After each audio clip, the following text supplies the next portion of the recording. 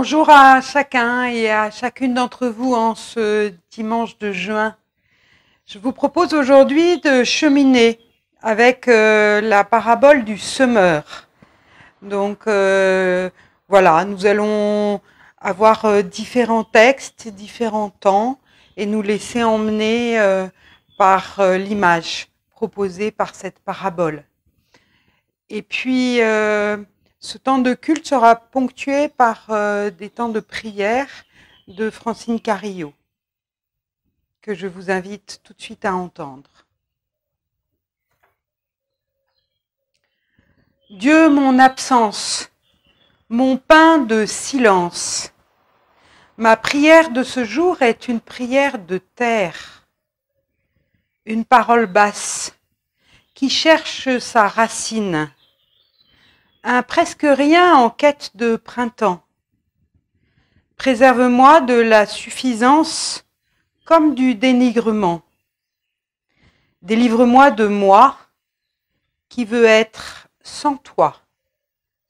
Donne-moi à moi qui ne suis rien sans toi.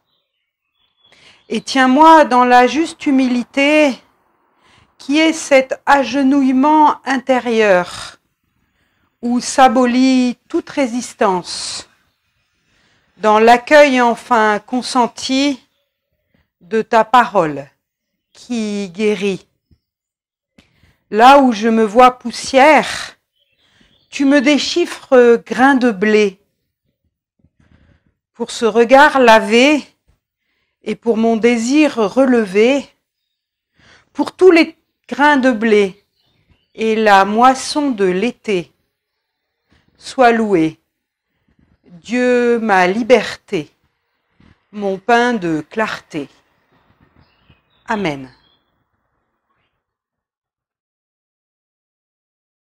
Nous lisons dans l'évangile de Marc, au chapitre 4, les versets 1 à 9. De nouveau, Jésus se mit à enseigner au bord de la mer. Une foule se rassemble près de lui, si nombreuse qu'il monte s'asseoir dans une barque sur la mer. Toute la foule était à terre face à la mer, et il leur enseignait beaucoup de choses en paraboles. Il leur disait dans son enseignement, « Écoutez, voici que le semeur est sorti pour semer. Or, comme il semait, du grain est tombé au bord du chemin. Les oiseaux sont venus et ont tout mangé. Il en est aussi tombé dans un endroit pierreux où il n'y avait pas beaucoup de terre. Il a aussitôt levé parce qu'il n'avait pas de terre en profondeur. Quand le soleil fut monté, il a été brûlé et faute de racines, il a séché. Il en est aussi tombé dans les épines ont monté, elles l'ont étouffé et il n'a pas donné de fruits.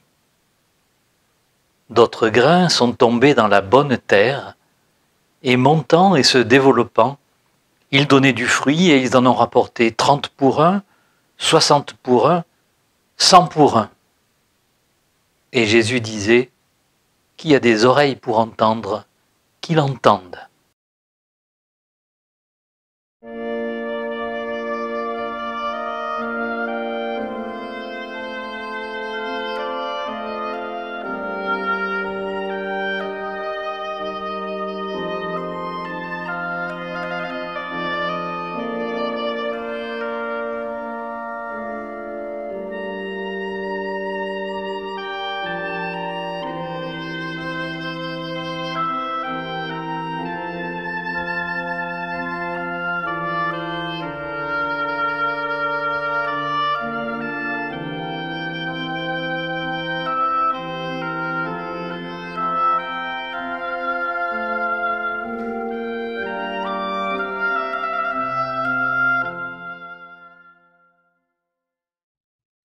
Je vous propose maintenant d'entendre un petit commentaire de cette parabole du semeur, une partie d'un commentaire d'André Gounel sur cette parabole du semeur. Il nous dit ceci. Parabole insolite, extraordinaire, étonnante et surprenante.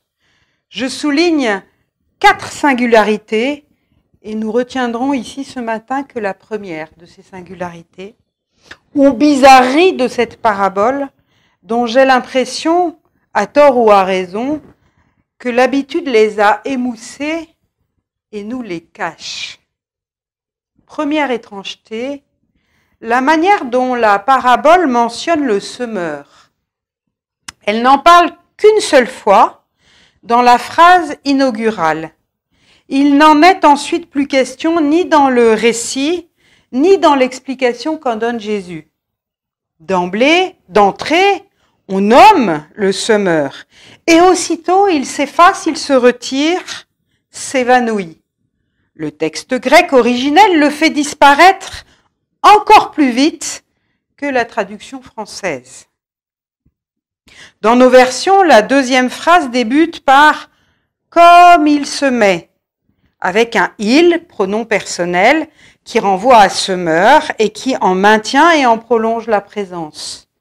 Le grec dit « dans l'acte ou le fait de semer »,« au cours des semailles », rendrait plus exactement le grec que « comme il semait ». Au début de la parabole, nous lisons « le semeur est sorti pour semer ». Il sort bien sûr de sa maison pour aller au champ, mais c'est aussi de la parabole qu'il sort. Il entre dans le récit et le quitte en même temps dans la première phrase, dans le mot inaugural. La parabole ne le passe pas sous silence, mais elle ne le raconte pas. Elle le désigne, le signale, sans l'étaler ni en faire parade. Curieuse éclipse du semeur, nous dit André Gounel. Après la mention initiale, relève-t-elle du hasard ou répond-elle à une intention? Est-elle délibérée, voulue? Je n'en sais rien, mais de toute façon, elle nous indique comment Dieu se manifeste et agit dans notre vie et dans le monde. Il y est à la fois absent et présent. Absent parce qu'il n'intervient pas à chaque instant, ou en tout cas, nous le percevons rarement dans ce qui nous entoure et nous arrive. Il nous arrive de rêver d'un Dieu omniprésent, un hyper Dieu qui se manifesterait et communiquerait sans cesse. Or, ce n'est pas le cas, contrairement à ce qu'affirme parfois une piété excessive, outrancière, qui le voit partout et toujours, et qui souvent conduit à des absurdités, voire à des monstruosités, en le rendant responsable de tout ce qui arrive. Le monde n'exhibe pas Dieu à tout bout de champ, ni ne l'expose avec évidence à nos regards. Ce qui fait que souvent nous nous interrogeons. Où est-il? Que fait-il? Certains estiment qu'il est loin et ne se préoccupe pas de nous. D'autres disent qu'il est mort ou qu'il n'existe pas. On pourrait facilement rendre notre parabole athée ou agnostique en la faisant commencer par la deuxième phrase. Au temps des semailles, des graines tombèrent. Des graines venues d'on ne sait où, amenées par le vent, cadeau du hasard, signe de nos ignorances. La parabole évangélique fait un autre choix.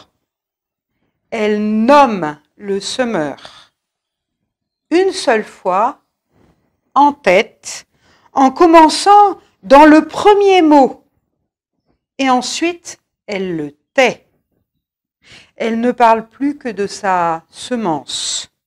Elle évite à la fois le mutisme qui en dit trop peu, comme si Dieu était totalement absent, et le bavardage qui en dit beaucoup trop, comme s'il se donnait partout et constamment en spectacle.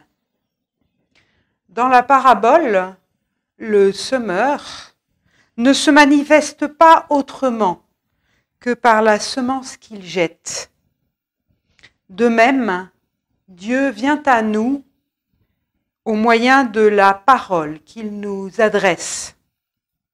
Et c'est à travers cette parole, quand elle nous atteint, que nous discernons sa présence. Il se manifeste à nous et agit parce que son évangile sème et fait pousser en nous. Ailleurs, il est caché ou indistinct ou entouré d'un brouillard. Dieu est à la fois présent et absent, présent par sa parole et en dehors d'elle, sinon absent, du moins invisible, indiscernable pour nous.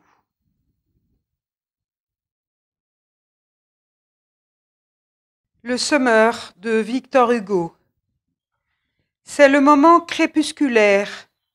J'admire, assis sous un portail, ce reste de jour dont s'éclaire la dernière heure de travail. Dans les terres de nuit baignées, je contemple ému les haillons d'un vieillard qui jette à poignée la moisson future au sillon. Sa haute silhouette noire domine les profonds labours. On sent à quel point il doit croire à la fuite utile des jours.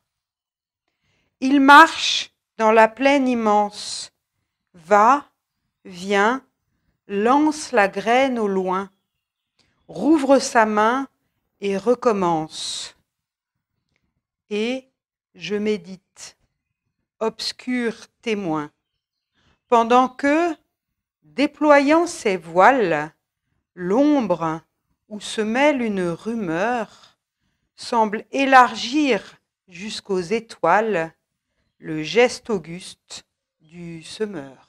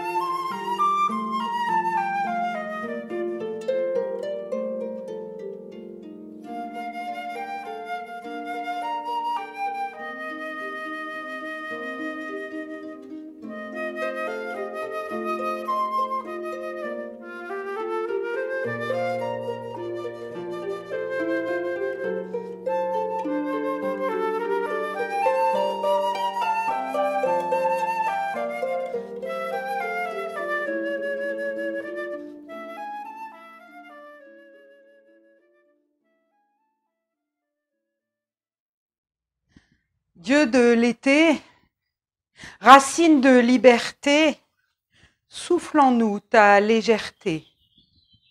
Tu nous as donné le chant des oiseaux, le bleu du ciel, le clapotis de l'eau, et tant de claires journées. Tu nous as fait pour la joie et la louange, pour la rencontre et le partage, pour la tendresse et la lumière. Pourquoi faut-il que notre cœur s'en tienne à l'ombre, à la solitude et à l'inquiétude? Pourquoi en nous tous ces pourquoi qui entravent nos pas et nous privent de la douceur d'être? Viens défaire nos replis, élargir nos cordages et détendre ce que nous tenons serré. En tout temps et en toute chose, rends-nous la mémoire de toi, qui est présence quand nous endurons l'absence. Tu nous as tout donné. S'il nous manque l'amour, c'est qu'il nous faut retrouver le chemin de ton nom. Il sauve en nous l'élan d'être vivant. Dieu de l'été, racine de liberté, souffle en nous ta légèreté. Amen.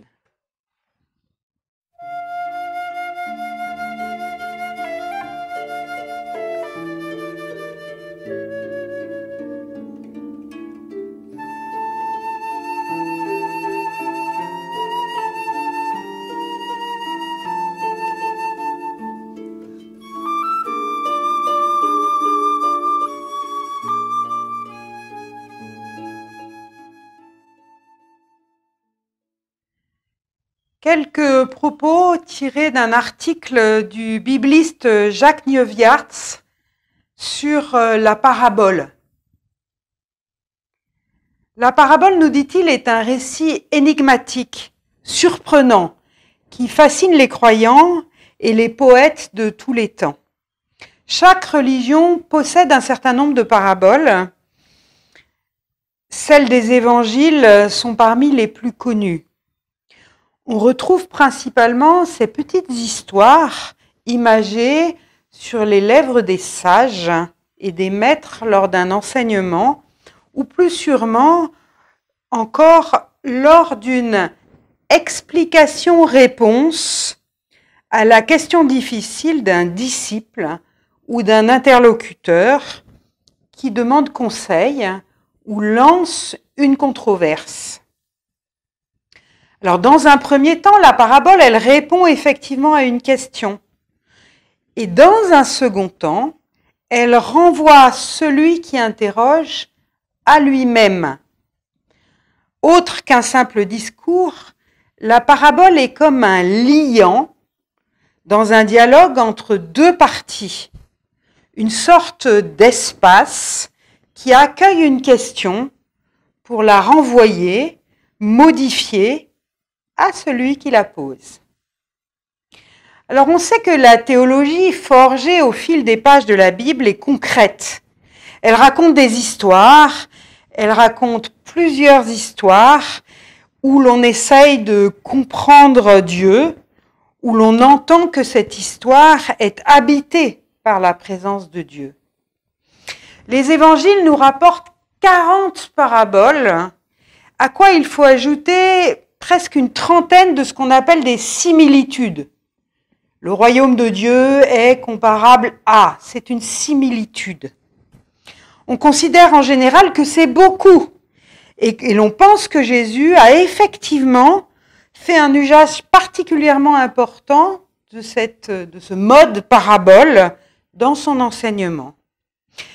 Plus que le cœur ou encore le centre de l'Évangile, les paraboles seraient à voir comme la frontière, un lieu frontière de l'Évangile, un terrain de rencontre et de dialogue entre la parole évangélique et la situation des interlocuteurs.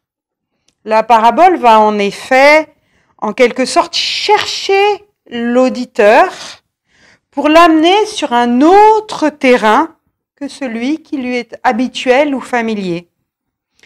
Et ce déplacement, cet exode, si l'on peut dire, dans lequel l'auditeur est amené à franchir ses frontières, est-ce que ce serait justement pas cela, le cœur de la bonne nouvelle évangélique, qui entraîne vers un ailleurs, qui transforme, qui crée de l'ancien, en raison même de la nouveauté qui advient. À partir de l'ancien, cela crée de la nouveauté. La parabole, en effet, elle ne raconte pas pour le plaisir de raconter. Elle se présente avant tout comme un moyen, un instrument pour opérer une transformation chez l'auditeur. Elle va chercher chez lui une forme d'assentiment et elle le presse à prendre parti. Et alors l'auditeur des paraboles, il est ainsi emporté, qu'il y prenne garde ou non, vers un pays de l'inouï, de l'inimaginable ou de l'inimaginé, du côté sans doute de Dieu et de sa démesure. S'il en est ainsi, c'est parce que la parabole, elle éveille autant l'affectif que l'intellect. Et elle fait appel à la vision, à l'odorat, à plein de choses concrètes pour les gens. Elle part de ce que l'auditeur connaît pour aller vers un ailleurs que la parabole va essayer de tracer et d'indiquer. À des gens familiers de la nature, Jésus parle. Il leur parle de ce qu'ils connaissent et de ce qu'ils ont observé. Il les entraîne au-delà de l'observer, puisqu'il les conduit par magie ou par la force du récit jusqu'à l'extravagance. Et celle-ci, aux limites du vraisemblable, est encore acceptable, car on attend la suite. Et c'est l'ouverture du regard, l'écarquillement des yeux face à la réalité du royaume que Jésus annonce. La parabole ouvre le regard. Elle traverse le croyant, ou tout homme qui l'écoute, elle l'entraîne au-delà de lui-même, au-delà de la parabole, vers le Christ, vers la parole, au cœur de Dieu.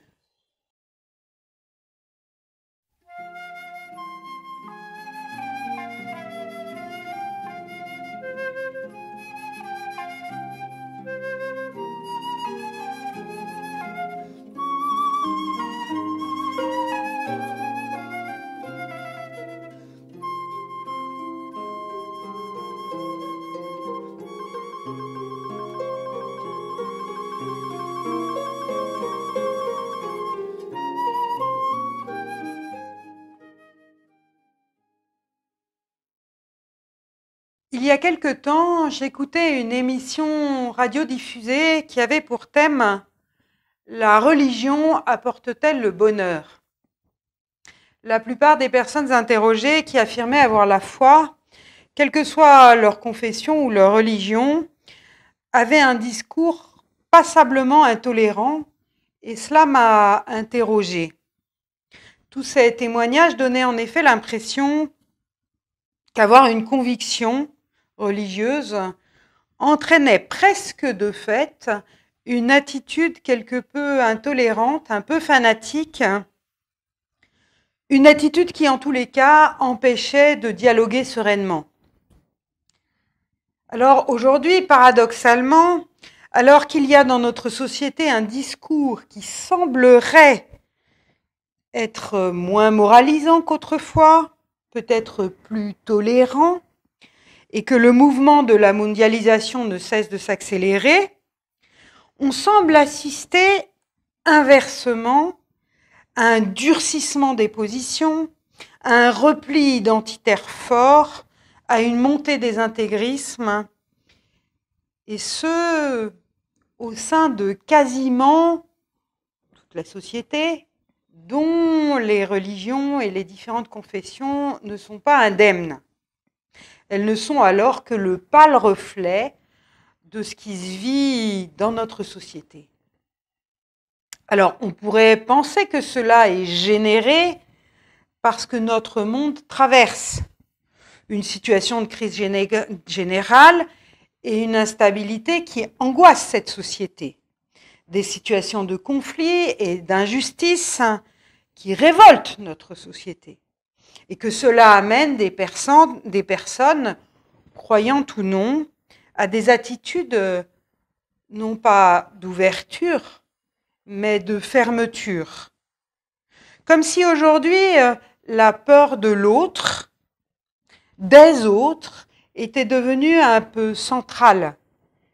Comme si l'autre, avant d'être un autre différent de moi, qu'il fallait que je rencontre et que j'apprenne à connaître, était un danger potentiel et qu'il fallait nécessairement m'en protéger en me repliant sur du connu, de l'identitaire, du familier. Une situation, en fait, qui, sur certains points, ressemble déjà à celle que vivaient les contemporains de Jésus.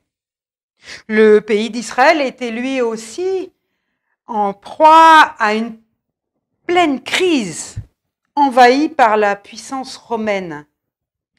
Un nationalisme religieux extrémiste, le parti des Zélotes, menait des actions terroristes et l'intégrisme religieux grandissait et il avait fini par forger dans la tête même de tout le peuple l'idée de la venue d'un Messie glorieux et puissant qui, comme premier signe de sa messianité, chasserait les Romains par les armes et par la force rétablirait manu militari la paix dans le royaume. Et c'est vrai que cette idée d'un Dieu puissant et justicier qui écrase les méchants et relève les justes est restée bien présente dans l'Église, avec tout le cortège d'intolérance qu'elle a entraîné. Cette image de Dieu, construite dans l'Ancien Testament, d'un Dieu vengeur, puissant, sans pitié et sans mesure, a parfois encore du mal à laisser la place à celle du Dieu fait homme qui vit et meurt comme les hommes dans l'abandon et la solitude, d'un Dieu qui a vécu comme nous pour partager nos peines, nos joies, nos souffrances et nos moments de bonheur. D'un Dieu qui n'est pas là pour nous juger d'un ciel lointain, mais bien d'un Dieu prochain, proche qui nous accompagne au quotidien, que nous soyons, quel que soit notre passé, nos histoires ou nos erreurs. Jean-François Kahn estime que c'est dans la Bible elle-même, en tant qu'elle se présente comme étant parole de Dieu, que s'enracine l'intégrisme et l'intolérance. Il écrit, je cite, « Poser les textes bibliques comme véridiques, les déclarer révélés, issus de la bouche de Dieu, implique déjà les schismes, les scissions et aussi l'Inquisition et les croisades. Pourtant, l'attitude de Dieu vis-à-vis des hommes, telle que l'Évangile nous la présente et telle que je veux la lire avec vous aujourd'hui, va à l'encontre de l'intolérance et déboulonne l'intégrisme. Nombreux sont les textes qui en témoignent, mais je voudrais que nous nous arrêtions quelques instants sur cette parabole très connue où Jésus nous présente justement Dieu non comme un roi, un maître ou un justicier qui vient régler ses comptes, mais comme un semeur. Cette comparaison, je crois, nous dévoile l'attitude de Dieu vis-à-vis des hommes, une attitude qui est aux antipodes de l'intolérance. Et je voudrais faire juste 3 remarques à partir de ce texte sur ce sujet. 3 remarques. La première chose qu'il nous faut souligner, c'est une évidence. Ni la force impatiente, ni la contrainte ne servent à rien au semeur. Pour réussir sa tâche, il doit, au contraire, faire preuve de 2 qualités fondamentales, la patience et l'espérance. Il doit être patient, notre semeur. Il ne peut exiger aucun résultat immédiat. Ce n'est qu'après de longs mois de travail qu'il a accompli que peut-être cela donnera du fruit. Il faut qu'il sache attendre et il faut aussi qu'il sache espérer. Il doit avoir confiance, espérer qu'il n'y aura pas trop de pluie ou de sécheresse, pas trop de gelée ou pas trop de grêle pour que sa récolte soit bonne. Et tout cela ne dépend pas de lui. Il doit simplement espérer et ne peut exiger que la graine germe bien comme il le désire. Dieu ne contraint pas, mais agit avec patience et espérance, comme le semeur, semant sa parole comme une toute petite graine, attendant avec patience et espérance que cette petite graine d'amour croisse et bouleverse peut-être toutes nos vies. Combien sommes-nous loin des exigences et contraintes morales ou rituelles qui sont l'apanage de tout intégrisme. Nous sommes loin des « il faut faire pour » et des « tu dois, sinon ». Dieu ne nous demande pas d'obéir, d'appliquer des règles ou de pratiquer des rites pour être en ordre avec lui, mais d'être disponible pour recevoir, faire nôtre et laisser grandir en nous cette graine d'amour désintéressé qu'il sème. La deuxième remarque va un petit peu plus loin encore. Ce qui est surprenant dans ce récit, c'est la façon même dont le semeur sème. Il sème si généreusement que 3 graines sur 4 ont été semées pour rien. Il sème partout, jusque sur le terrain pierreux où les oiseaux se régalent des graines, jusqu'au cœur des broussailles où les épines les étouffent, jusqu'au milieu des pierres où la terre fait cruellement défaut. Il sait bien qu'il ne peut exiger que le blé mûrisse sans problème sur le chemin, au cœur des épines ou sur les terrains pierreux. Et pourtant, il sème là aussi.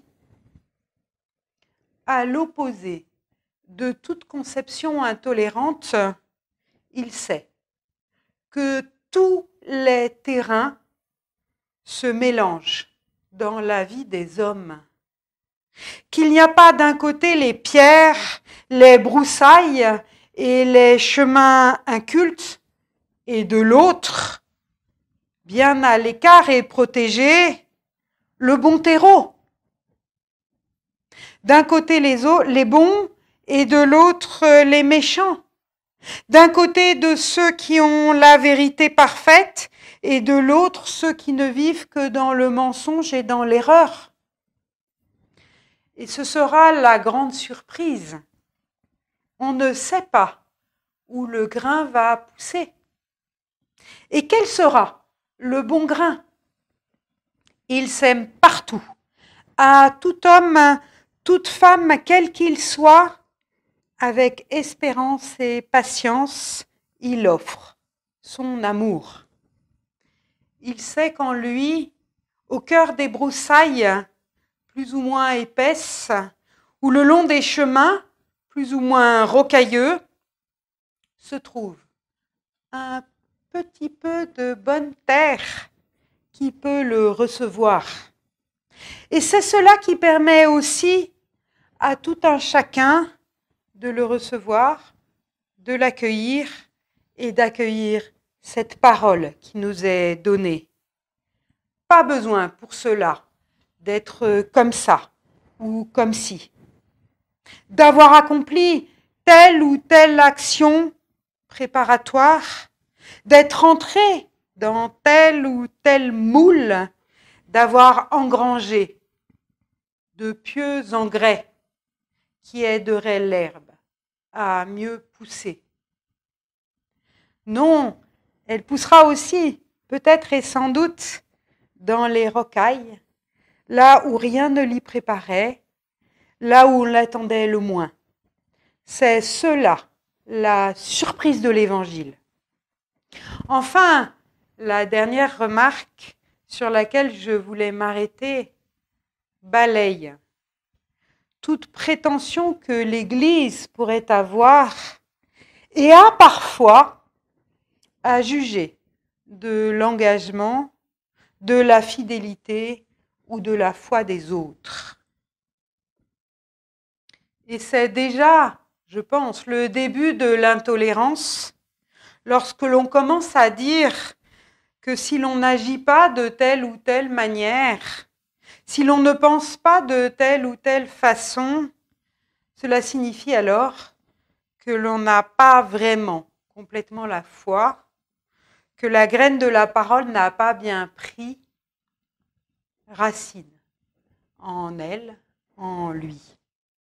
Or, ce que nous voyons justement à la fin de ce récit, c'est que les graines, ces petites graines qui ont poussé et germé dans la bonne terre, vont pourtant donner des résultats différents. Et Jésus ne dit pas que l'épi qui donne 100 grains de blé est meilleur, plus fidèle, plus pieux que celui qui en donne 30. Il n'y a pas de hiérarchie de valeurs.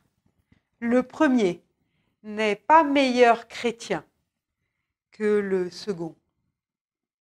C'est à chacun, selon son histoire, selon son milieu, en fonction de ce qu'il est, de ce qu'il a vécu, de ce qu'il vit, de produire simplement ce que Dieu attend et espère peut-être de lui.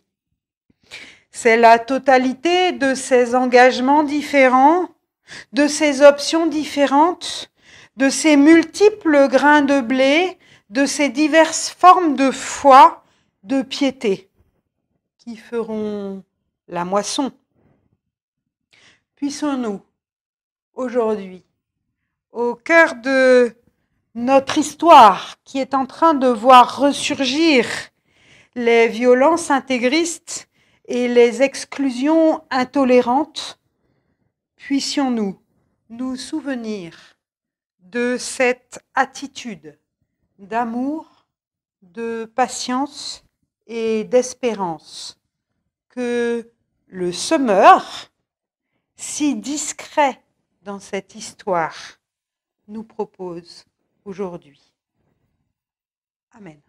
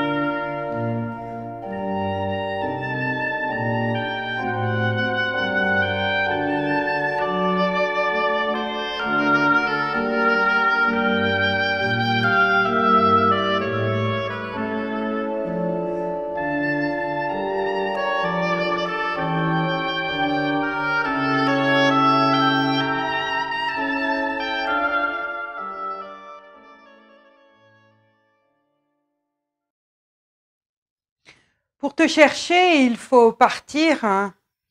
Mais pour te trouver, il faut revenir. Car tu n'es pas au dehors, tu es dedans. Pour te rencontrer, il faut s'arrêter. Mais pour t'aimer, il faut se quitter. Car tu n'es pas qu'au dedans, tu es aussi au dehors. Et pour vivre davantage, il faut laisser la porte ouverte, s'exposer au souffle de toi qui est au dehors et au dedans. Que la paix de Dieu, qui dépasse tout ce que l'on peut imaginer, garde vos cœurs et vos pensées en Jésus-Christ. Amen. Ce culte s'achève maintenant. Nous ne nous retrouverons pas dimanche prochain, ni le dimanche d'après, mais nous nous donnons rendez-vous pour le dernier dimanche du mois de juin. En effet, à partir de maintenant, je ne posterai plus que 2 cultes visio par mois. Vous recevrez les liens. Je ne suis pas en mesure d'en faire plus que 2 par mois. Donc, en tout cas, pour tout le temps de maintenant et puis le temps de l'été, il n'y aura que 2 cultes visio qui vous seront proposés. Je vous souhaite une bonne semaine à chacun et à chacune et à bientôt. Au revoir.